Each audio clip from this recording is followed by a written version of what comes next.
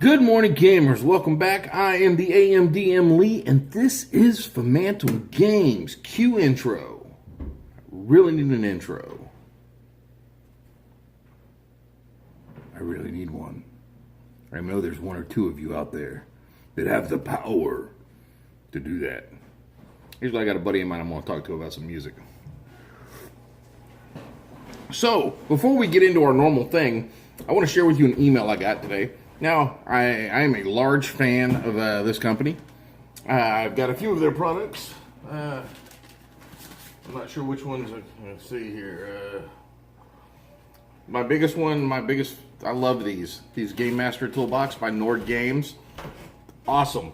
These cards are really fun. I haven't been able to go through all of them yet. But get those. I mean, they just got released or something. I got them on the Kickstarter. It was awesome. So, but I got an email from them. Not like a personal email. This was they don't know me personally. But I do love Nord Games. And so they got an email, and I got an email in, just their normal stuff.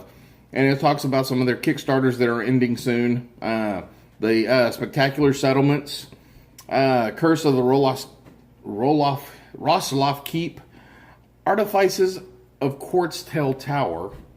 And then this is the one that really struck me, which I might have to talk to them about, be sending them a couple of emails. They're also hiring some different things. So if you're in the industry and you're looking for some work, check out Nord Games. They're looking for RPG writers. They're looking for sales reps. They're looking for game designers. And they're also looking for artists/graphic designers. So I'm going to put a link down in the thing down somewhere to their website. So go check them out. Go check out their career stuff if you're interested. If you're not interested in working for them, you just want to get on the game stuff, definitely check out their game stuff. Their supplements are awesome. And their RPG stuff. I love their little modules. I love them. So let's get into this. We are doing the 30 Days of Gamemastering Challenge. Well, this was posted on the triplecrit.com website. Go check out that website because that's got a lot of good information on it. What day are we on? We are on day 16. Now, we've talked about villains and combat tips, which I just, there's not a whole lot of names. As long as you have names, you're good. Some different rules. Some favorite hacks and mods. There's a house rule I have that I didn't mention that I forgot about when I'm dealing with 5th edition. So I'm going to cover that real quick. Back on day 11, we talked about favorite hacks, mods, and shortcuts, house rules. Well, in my tabletop games, when we're playing 5th edition, we have the inspiration. 5th edition has inspiration, which allows you to gain advantage on any one roll. Well, I've changed that up. That just seems kind of weak because a player argues properly, they could probably give advantage. If they role play it out or something, I give advantage a lot. But what I allow that inspiration to do instead is an auto crit. Whoever has it, anytime at any roll that they do, is an auto success. 100% as if they rolled a natural 20, auto crit. I don't care what roll it is. They can spend it on a skill check, on a diplomacy, any type of conversation. They can spend it in combat. It is an auto success. And I determine, and I don't give it out often. Once it's done, and it may be several game sessions before I award it again. Because I award it for gameplay, for RPG, role-playing, or great ideas, or something in that. Something that the player has come up with that's just really makes me go, okay, boom, you have inspiration. The Divine Gods have said once you get a free hit on something. And it's been interesting. I enjoy the mechanics of it. I like the ability where I can just say, this is at one time where that person can be a hero and take a situation that is going to shit and turn it around. But that's enough on that. So let's get back to day 16. Day 16 is investigations and mysteries. How do you use foreshadowing, red herrings, and keep the tension rising? That, I will be honest, for me is probably the hardest thing to do. Traditionally, I'm not a writer. I'm not a mystery person. I love reading a good mystery, but what I think when I'm laying foreshadowing down, I don't think it always comes across.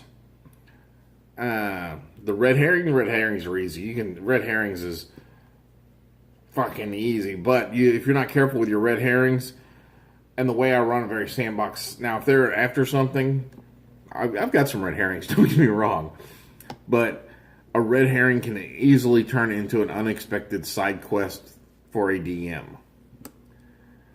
Especially if they're convinced that this guy is something, and no matter what you tell them otherwise.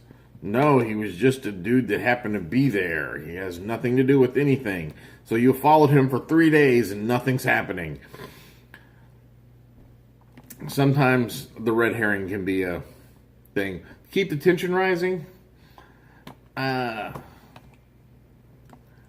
them on a time. One of the methods I've seen used, I haven't used it yet because right now these guys are low levels. So to keep the tension rising, one of the things I do is put a timer on the table.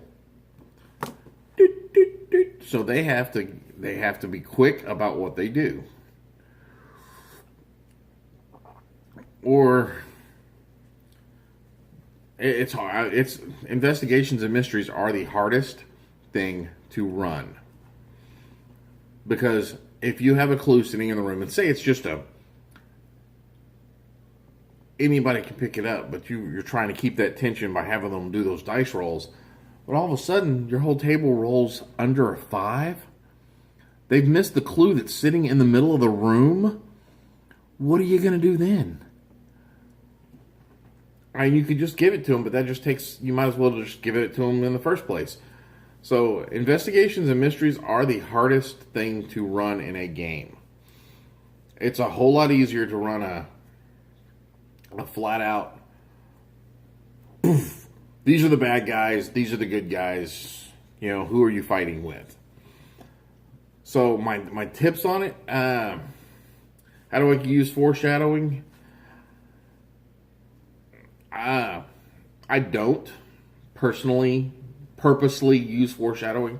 I've done it accidentally on a few occasions. But I'll be honest, this is the hardest thing for me. Investigations and mysteries are the hardest thing for me to predict and present. Now, whether it turns into it, because like I said, I run a off the cuff campaign that usually comes out pretty good. So I may on the fly come up with something that turns into a mystery, but presenting one, as in trying to do it upright, it's just not in my wheelhouse. It's not one of my proficient skills as a DM. I know I've seen DMs use it very well. I'm just not one of them. So that's all I've got for now. If you like these videos, please click on the like button. If you think someone else would like them, please click on the share button. Every like is an inspiration, every share is an advantage, and every subscription is an experience point. Also, I need to shave.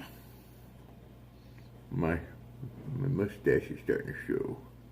So, at this point, I know my players have stopped watching because they never watch to the end of the video.